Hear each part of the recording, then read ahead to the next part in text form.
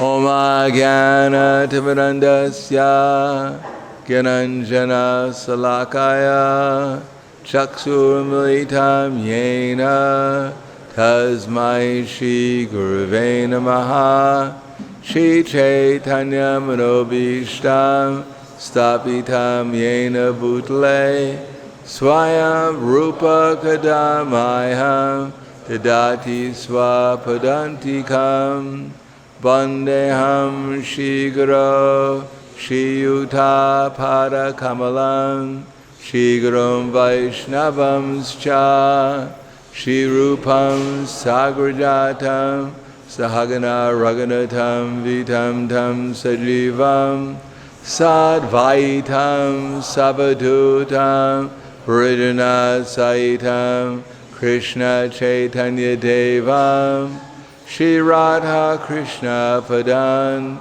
Sahagana Lalita Shri Visakans Vitamscha Hey Krishna Karna Sindhu Dinabandha Jagatpate Gopesha Gopika Kanta Radha Kanta Namostute Tapta Kanchana Gaurangi Radhe Vrindavaneshwari Prashubhanustita Devi Pranamami Hari Priye Vanchakapa Drvyascha Kripa Sindhu Vyevacha Patitanam Pavanebhyo Vaishnavebhyo Namo Namaha Shri Krishna Chaitanya Pranitananda Shadvaita Gadadhar Shivastadi Gaur Bhaktavrinda Hare Krishna Krishna Krishna Hare Hare Hare Rama Rama Rama Hare Hare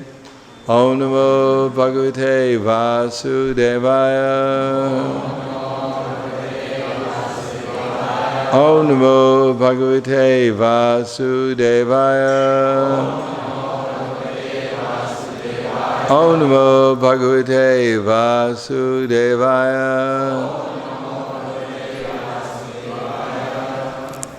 Srimad Bhagvatam, Canto 6, Chapter 3, and we're starting. Let's see which verse is that. Text number 34. Itam swabrityari gaditam bhagavan mahitvam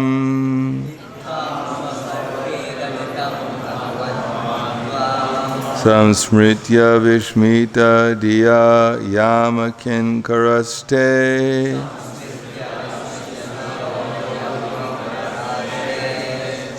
naivachyuta shraya Janam prati sankamana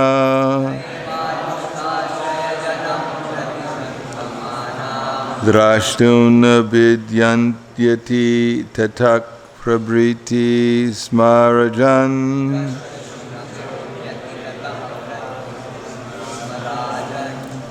Itam sabritya karita Itam sabritrit Sa etam swabritri gatitam bhagavan mahitvam samsmritya vishmita diyo yama kinkaraste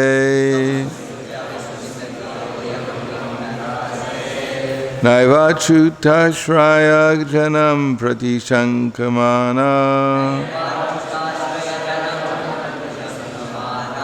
Drashtum vidyati tatak pravriti smarajan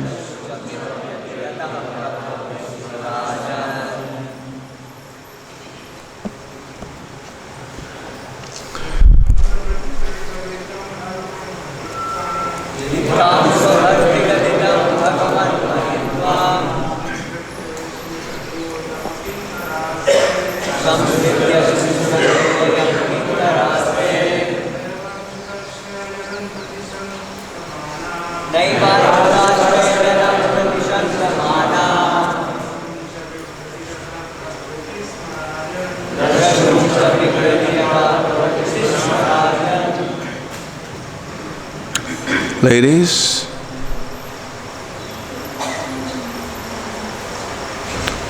A little louder. Okay. I'm just going to read the translation. Well, there's a little purport, so I guess we'll read word for word. Etam, of such power, swabritri gatitam, explained by their master, Yamaraj, Bhagavat Mahitvam, the extraordinary glory of the Supreme Personality of Godhead, and His name, fame, form, and attributes. Samsmritya, remembering. Vismita Diya, whose minds were struck with wonder. Yama Kinkara, all the servants of Yamaraj. Te, they. Na, not. Eva, indeed. Achyuta Ashraya Janam, person sheltered by the lotus feet of Achyuta, Lord Krishna. Pratisankamana, always fearing. Drashtum, to see. Cha, and. Vibhyati, they are afraid. Tata prabriti, beginning from then. Sma, indeed. Rajan, O King. Translation and purport by His Divine Grace, A.C. Bhaktivedanta Swami Srila Prabhupada. After hearing from the mouth of their master about the extraordinary glories of the Lord and His name, fame, and attributes, the Yamadutas were struck with wonder. Since then, as soon as they see a devotee, they fear him and dare not look at him again. Purport. Since this incident, the Yamadutas have given up the dangerous behavior of approaching devotees. For the Yamadutas, a devotee is dangerous. So I'm going to keep on reading. So the next text is 35. When the great sage Agastya, the son of Kamba, was residing in the Malaya hills and worshiping the Supreme Personality of Godhead, I approached him and he explained to me this confidential history. As in the Bhaktivedanta purports of the 6th canto, 3rd chapter of the Srimad Bhagvatam, entitled Yamaraj Instructs His Messengers. So now text 1 to 2 in the Hamsaguya prayers, chapter 6. The blessed king said to Shukadeva Goswami, my dear king, the demigods, demons, human beings, nagas, beasts and birds were created during the reign of Swayambhuva Manu. You have spoken about this creation briefly in the 3rd canto. Now I wish to know about it elaborately. I also wish to know about the potency of the Supreme Personality of Godhead by which He brought about the secondary creation. Text 3. Sutta Goswami said, O great sages, after the great yogi Shukadeva Goswami heard King Parikshit's inquiry, he praised it and thus replied. Shukadeva Goswami said, when the 10 sons of Prachinabarhi emerged from the waters in which they were performing austerities, he saw that the entire surface of the world was covered by trees. Purport. When King Prachinabarhi was performing the Vedic rituals in which the killing of animals was recommended, Narada Muni, out of compassion, advised him to stop. Prachini Barhi understood Narada properly, and then left the kingdom to perform austerities in the forest. His 10 sons, however, were performing austerities within the water, and therefore there was no king to see to the management of the world. When the 10 sons, the Prachetas, came out of the water, they saw that the earth was overrun with trees. When the government neglects agriculture, which is necessary for the production of food, the land becomes covered with unnecessary trees. Of course, many trees are useful because they produce fruits and flowers, but many other trees are unnecessary. They could be used as fuel, and the land cleared and used for agriculture. When the government is negligent, less grains are produced. As stated in the Bhagavad Gita, 1844, Krishi Gorakshavani Jam, Vaishya Karma Swabhava Jam. The proper engagement for Vaishyas, according to their nature, are to farm and to protect cows. The duty of the government and the Kshatriyas is to see that the members of the third class, the Vaishyas, who are neither Brahmanas nor Kshatriyas, are thus properly engaged. Kshatriyas are meant to protect human beings, whereas Vaishyas are meant to protect useful animals, especially cows. Namo Vishnu Padaya Krishna Prasthaya Bhutale Srimate Bhaktivedanta Swami Namane Namaste Saraswatam Deve Gauravani Pracharane Nirvishesha Srinivadi Paskatyade Satarna. Here it explains about the necessity of understanding how the material nature works.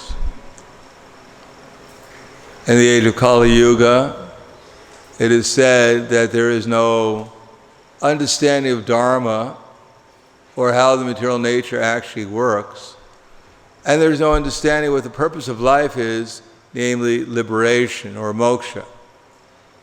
Out of the 4 Purusharthas, the only ones that are emphasized in Kali Yuga are Artha and Kama, economic development for sense gratification. Or in other words, the whole world is filled with those looking for sense gratification, namely Shudras, and a few people to cheat them, claiming something is actually going to gratify their senses, but actually doesn't really gratify their senses, but gets them to work like dogs, eat like hogs, sleep like bears, and defend themselves like tigers. So they're called so-called Vaishyas, but actually they're not Vaishyas, they're Naradamas, and they're not even Shudras, they're only Mudhas. So in the absence of Dharma, well, when there's actually Dharma, then you have 4 classes of people. You have Shudras, you have Vaishyas, you have Kshatriyas, you have Brahmanas. But when there's no Dharma, then you have no longer any Shudras, you have Mudhas. You no longer have any Vaishyas, you have Naradamas. You have no Kshatriyas. You have simply Maya Pritagyanas. And you have no Brahmanas. You have Ashram Bhavam Ashrityas. Because people forget what the aim of life is. Not only do they forget what the aim of life is, they even forget how to live properly in the material world. Bhagavad Gita is actually quite simple, but as we understand, that as soon as one becomes absorbed in sense gratification, then one's intelligence is taken away by illusion. As Krishna says, Jayato Vishyam Pumsam Sangas Teshu Pajayate Sangat Sanjayate Kama Kama Krodo Bujayate. Nowadays, I grew up in a place which the avenue was called Church Avenue in Brooklyn, New York, actually. In other words, formerly it was filled with, there was so many churches on that street, they called it Church Avenue.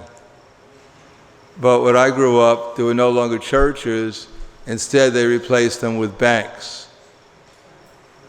But they didn't change the name. They could have called it Bank Avenue. Because people thought, now I'm going to church and I'm praying for bread, but why should I go to the church and pray for bread? I can go to the bank and ask for a loan.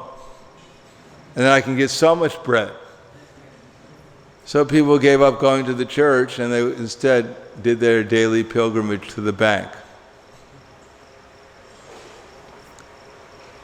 So in the absence of actual knowledge, without the absence of Krishna consciousness, people, instead of going to the church looking at Krishna, they're going shop to shop, looking at dresses and pants and perfume and iPads and whatever, contemplating the objects of the senses, praying to the bank, please give me a loan, please give me a credit card, and I can fulfill my desire, I can achieve the goal of life and get the newest iPhone.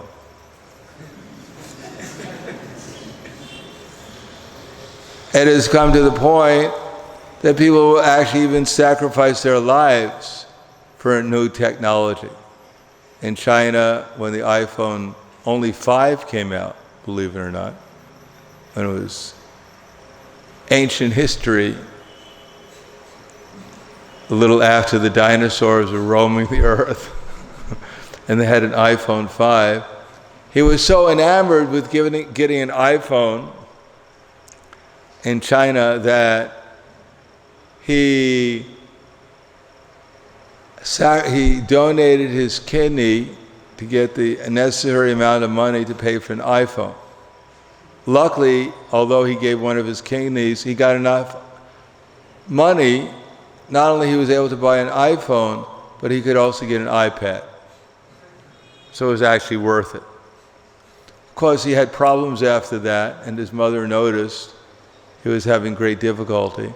And so when she found out he had sacrificed his kidney for an iPhone, an iPad, somehow or another she didn't appreciate it.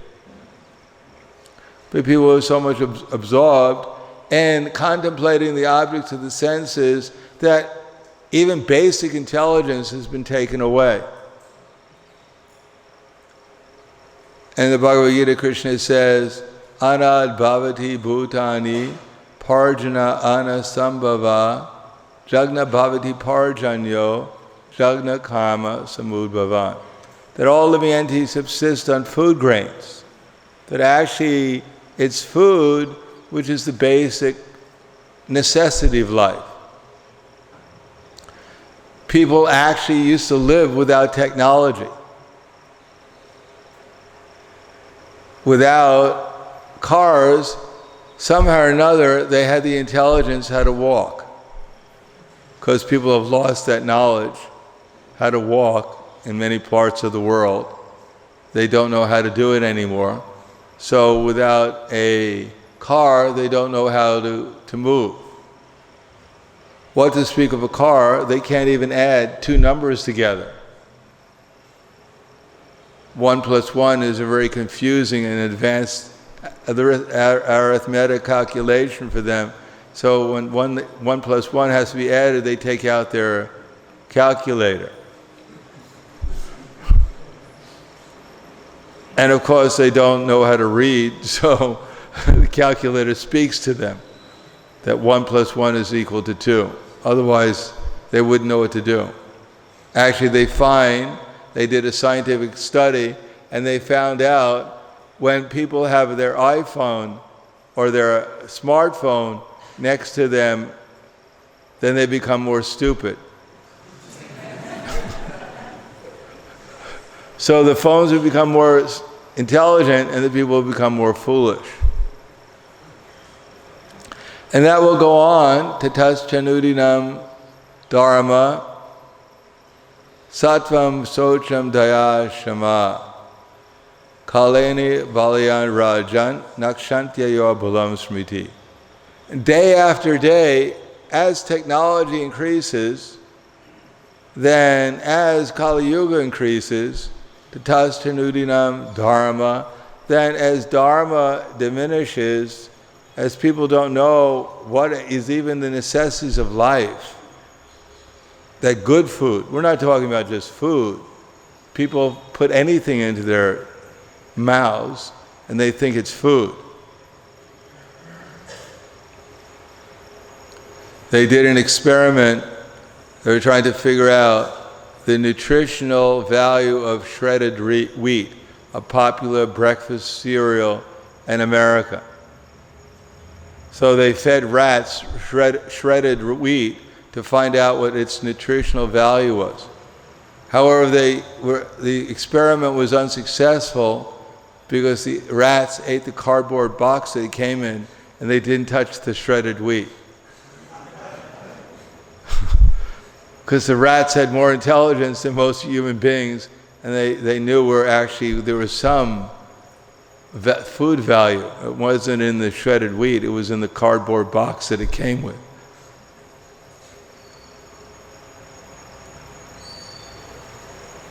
So, without Dharma, people don't even know that the necessity of life is food.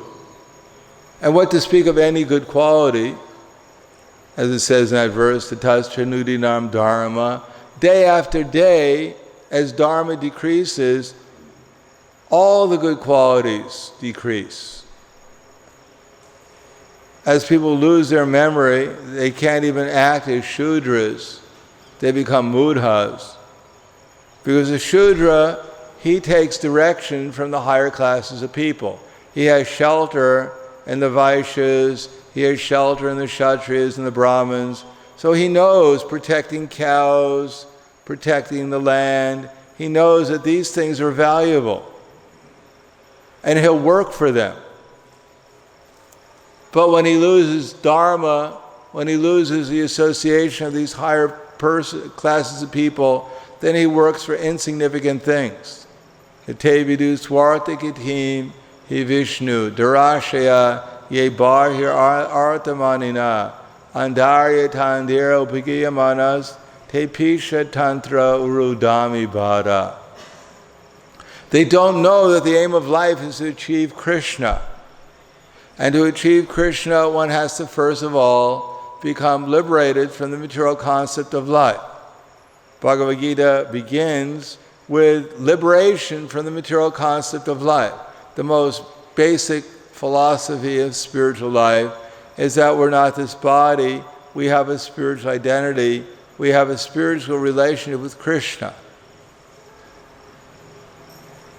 But forgetting that, people have lost all their good qualities because they become attracted to insignificant things. And therefore, mercy, cleanliness, all these tatascha nudinam dharma, satyam, truthfulness. People are situated in a lie that I am this body.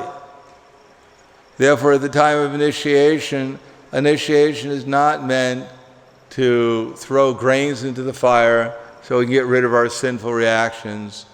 Initiation is meant to come to the platform, to exist in the platform, to recognize the platform, that my actual identity is Gopi Bharata Pada Kamalayor Dasa Dasa Anudasa. To give up this upadhi, all the upadhis, that I'm something other than the servant of the servant of the servant of Krishna. Without that, giving up these upadhis, then I'm in the material platform. Of course, even if I'm in the material platform, at least I should know how to work on the material platform according to Dharma. But Bhagavad Gita begins with, I'm not this body, I am a spiritual being. I should work in this world to at least maintain this body, kamasya nendriya pritir, lo labo jivata, yavata, jivasya tattva jignasya, narto chas tehat karma bhi.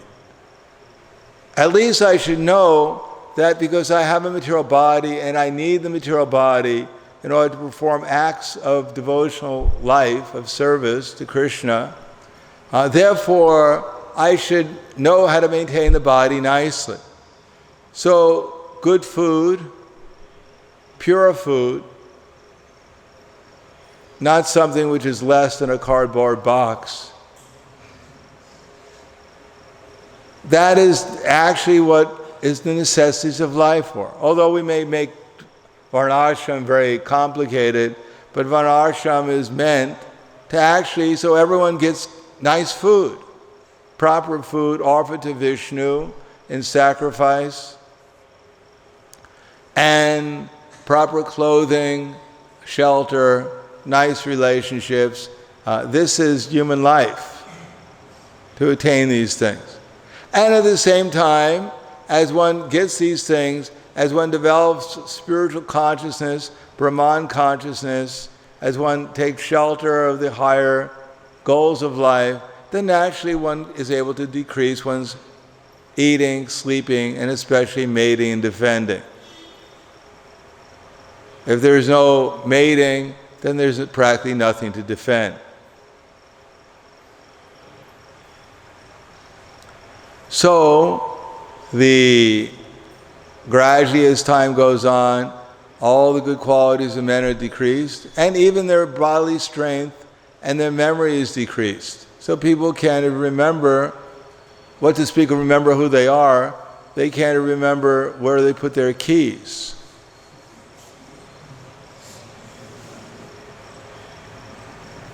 What to speak of remembering where everything came from and where they came from and where they're going. They don't even know where they're going. Sometimes in the airport you see people running this way. They say you try to stop them to sell them a book and they won't stop because they're too much in a hurry. And then you see them running the other way because they forgot where they were actually going. So as things go on, people have no idea. Nite vidu swartagatim hi Vishnu. They don't know the aim of life is to obtain Krishna, Darashya Bahir Arthamanina. And therefore, they're easily fooled by people who are advertising something completely insignificant as something very valuable to spend their energy, to focus their attention on, and give their love to. Therefore, the aim of the Hare Krishna movement is to teach people what is actually worthy, what are the priorities, even materially speaking. Instead of, they used to have TV dinners, but I guess people don't. But now they're too lazy. They don't know how to light the oven, so they have to go to a restaurant. But at least in America, when I grew up, the fad was TV dinner. So you can just put it into the oven, and then if you knew how to light the match, light a match, then you could actually wait a half an hour and you have your dinner, which is generally some dead animal from the last war that was left over. People thought that was dinner. But nowadays people don't know, it's too complicated for them, so now they go to the restaurant because they don't even know what is actually to be done, what is not to be done. They don't even know what food is. So people have lost all contact with reality. So if you don't even know what food is, then if you have the wrong food, then your consciousness becomes duller and duller and duller, and you can't even understand the first verse of Bhagavad Gita.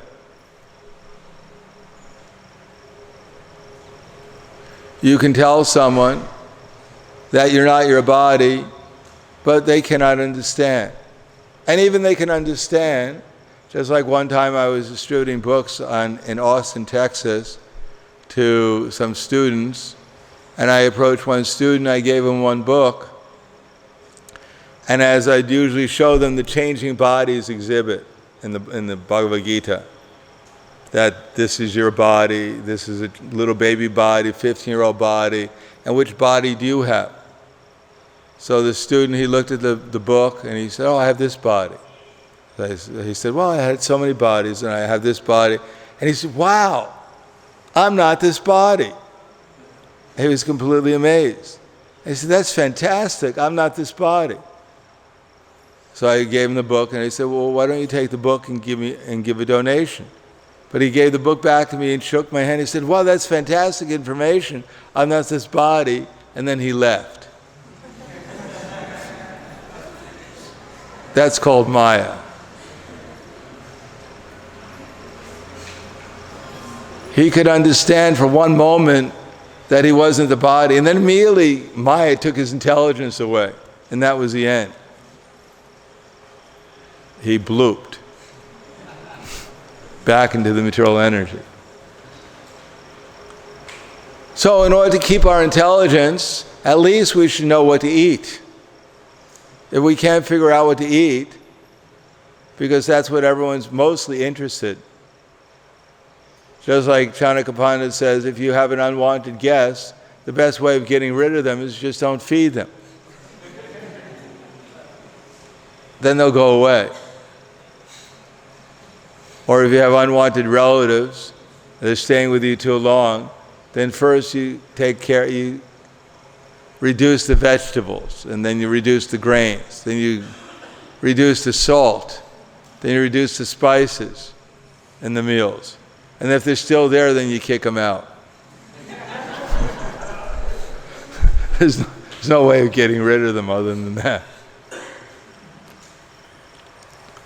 But it's food, like, as it says, Prabhupada said, you may be surprised, but atakshi Krishna namadi nad bravad grayam indriyai sevan mukhehi jivado swayam eva sparatida.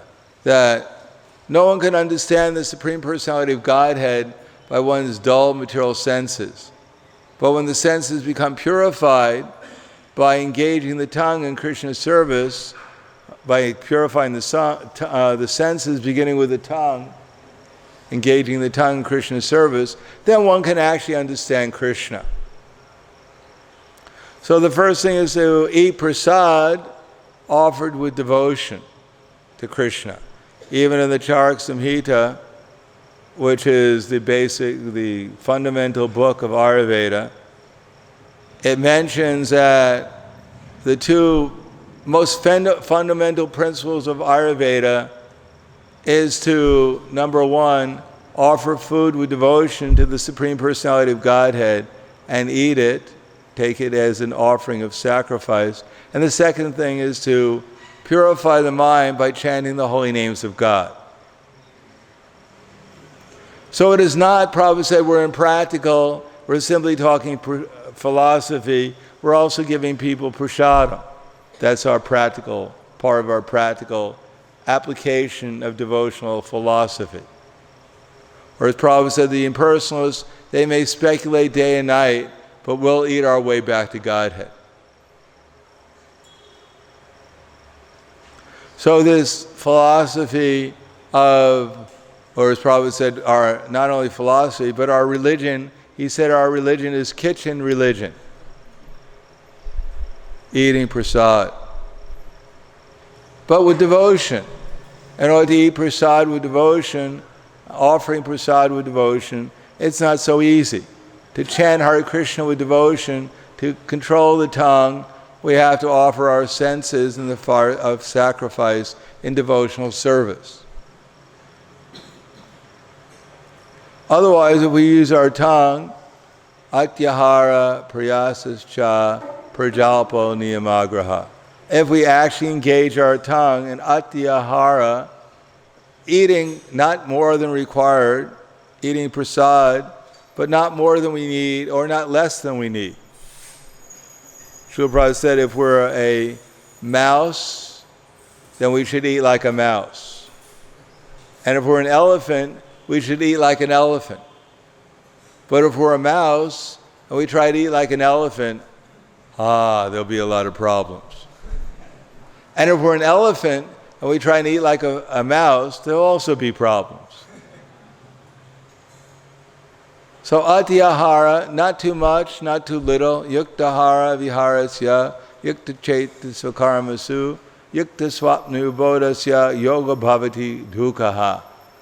Natnyashnatas tu yogosti, nachai kantam anashnataha, the chaiti swapna shilasya jagato naiva charjana. A yogi doesn't eat too much or eat too little, sleep too much or sleep too little.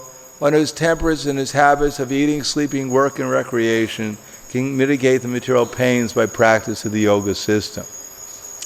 So at least we should learn to regulate our senses. Close in the beginning, we may not, when we get the opportunity to eat prasadam, we may, probably used to said at the beginning, the new devotees who come, they should eat as much prasadam as they want. They should waddle like a duck. One time I asked Srila Prabhupada, when he was in Buffalo in 1969, I asked Srila Prabhupada, I said, could I eat as much prasadam as I wanted? Because I was in the habit of trying to be quite austere. So Prabhupada looked at me and he started to laugh. And he said, no, you can eat as much as you want. But then he pointed to my neck and he said, don't fill yourself up to here. And he kept on laughing. So what is too much for one may be not enough for another, vice versa. But we should eat prasadam with devotion, and then our desire to lord all the material nature will gradually disappear. Eating is our basic, most immediate opportunity to lord it over material nature.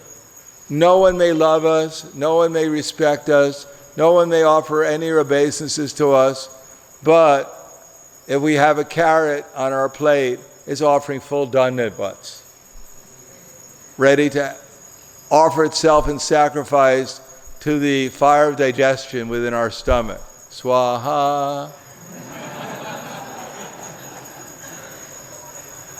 And after offering it, it empowers us. We become full of Shakti to find more carrots and cauliflower and other such objects of sacrifice offered into the fire of our stomach. In this way, we feel ourselves to be God, full of Shakti. So eating is the most basic means we have to lord over material nature. Nowadays, people feel in many parts of the world that they're ruling the whole world.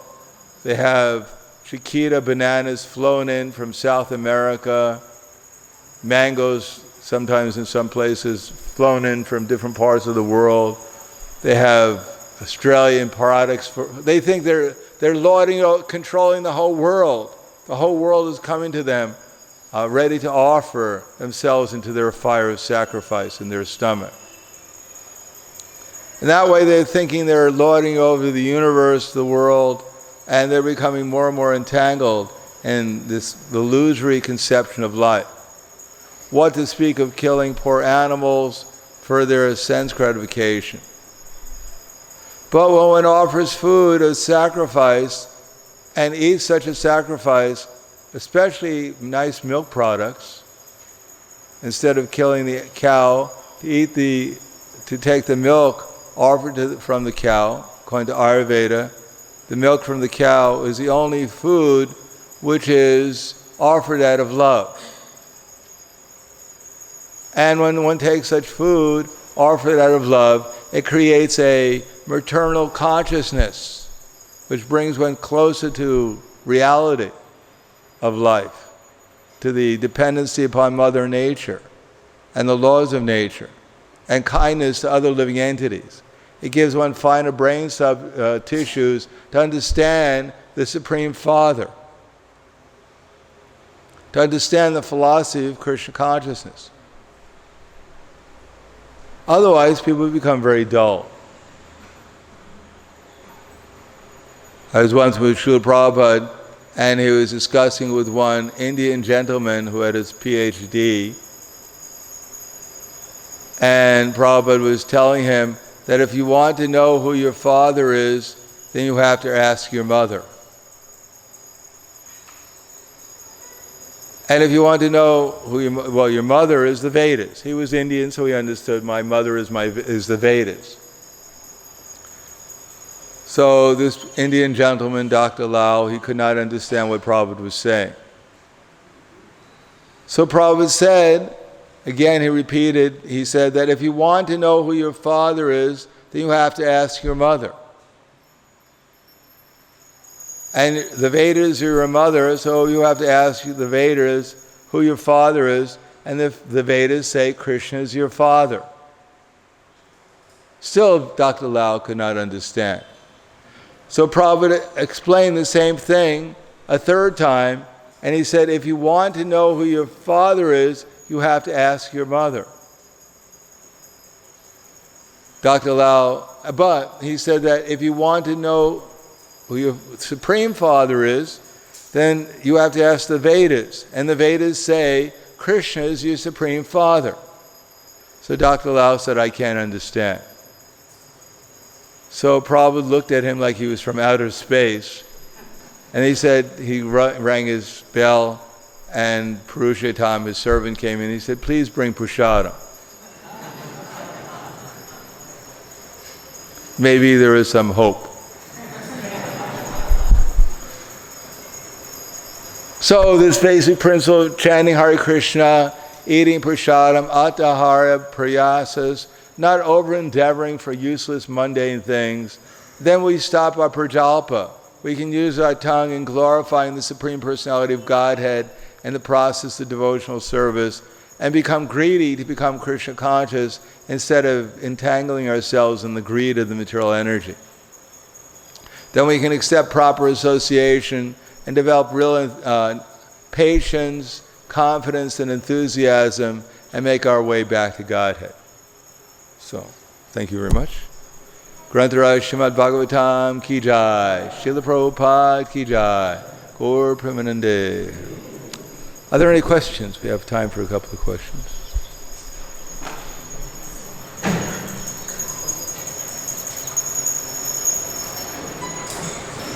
Yes. Allowed to understand explain the What was that? How Dr. Rao could not understand a simple thing is Prabhupada. How he cannot understand? Well, go to most people on the street and tell them. They'll probably think you're crazy. Because nowadays, if you say, if you want to know who your father is, ask your mother. In many parts of the world, your mother won't know either. They can't understand this analogy anymore. How he didn't know, I don't know, because obviously he wasn't he wasn't performing so many pious activities. Therefore, his brain became very dull. People can't even understand that their body is changing, but they're not changing. What to speak of people? How much have we understood that we're not this body? What to speak of how much we've accepted that our only identity is to be the servant of Krishna. So that's how powerful the illusory energy is. Anything else? Yes. Thank you very much, and loving us. You spoke about the eating as a basic necessity of life, and the same eating can be spiritualized by offering to deities and taking prasad.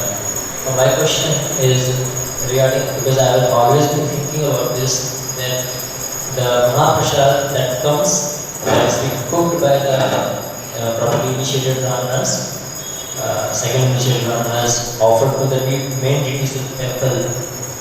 This is one type of prasad which we generally take. And the another is which is cooked in the devotee kitchen, which may not be cooked by the second initiated brahmanas, and may be cooked by a devotee, maybe like me, who don't have that consciousness. So what difference it makes? This is my first question. What difference it makes, whether it is a Mahaprasad of the deities, or it is a Mahaprasad coming from the devotee kitchen, which is being offered to the liberations or cooked by the non-proper cooks. And second question is... Well, let's start one question at a time. Well, there are different factors in a sacrifice. As Krishna says in the Bhagavad Gita, Brahmarpanam Brahmahaivir Brahmagno Brahmahutam Brahmaiva Tena Gantavya Brahma Karma Samadhina. A person who is fully absorbed in Krishna consciousness is sure to reach the spiritual kingdom because it's his full contribution to spiritual activities, which are the offering, the consummation, the ones who are sacrificing, etc., all become Brahman. So, to a certain extent, it depends upon the consciousness of the person who grew the food, what kind of the quality of the food they were growing, when it was picked, how it was delivered, how it was prepared, how it was offered, how it was taken and eaten. So for the most part, we have little control over where our food was grown, unless we are growing it ourselves, what the quality of the seeds were, what the environment was. We can have some control if we're growing our own food, but otherwise we're talking about living in a temple or taking from the temple. So we don't have that control over that situation. Similarly, what the consciousness of the person who's cooking, how it is being served, we may not have much control over those things. But everything depends upon quality and consciousness. But we do have control over our own consciousness. Prahlad Maharaj was offered poison, but because he accepted it as Krishna's mercy in full devotion, therefore to him it became like nectar. But we may not be so conscious, Krishna conscious. And therefore when we have discrimination, Prabhupada said we should utilize it. So how we see it? Well, if it's being cooked by devotees and in the temple, then we should accept it as prasad. We should accept it as the mercy coming from the devotees. And if it's being offered to the deities, then naturally, for us, it should have more of a connection with the deities. So when we take the prasad, we can remember the devotees and we can remember the deities also. And therefore, when we take it from the offering from the kitchen or the devotees prepare it, we should also understand they've offered to Krishna too. So we can remember Krishna. If we remember Krishna, then that taking prasad is perfect, whether it's from the temple or from the devotee kitchen. But without remembering Krishna, then whatever we're doing is incomplete. And we can remember Krishna, but the question is, what is the quality of our eating the prasadam? Is it being done with devotion? Are we actually chewing the food and relishing it as non-different from Krishna, an opportunity to associate with Krishna through remembrance and associating with his prasad? The more devotion, the more we concentrate our attention and give our love to the prasadam, then the more it becomes an act of devotion, then the more we enter into the spiritual platform by taking such prasadam. Thank you. So we'll stop there. Thank you very much. Grantaraj Srimad Bhagvatam ki jai. Srila Prabhupada ki jai. Gaur Premanande.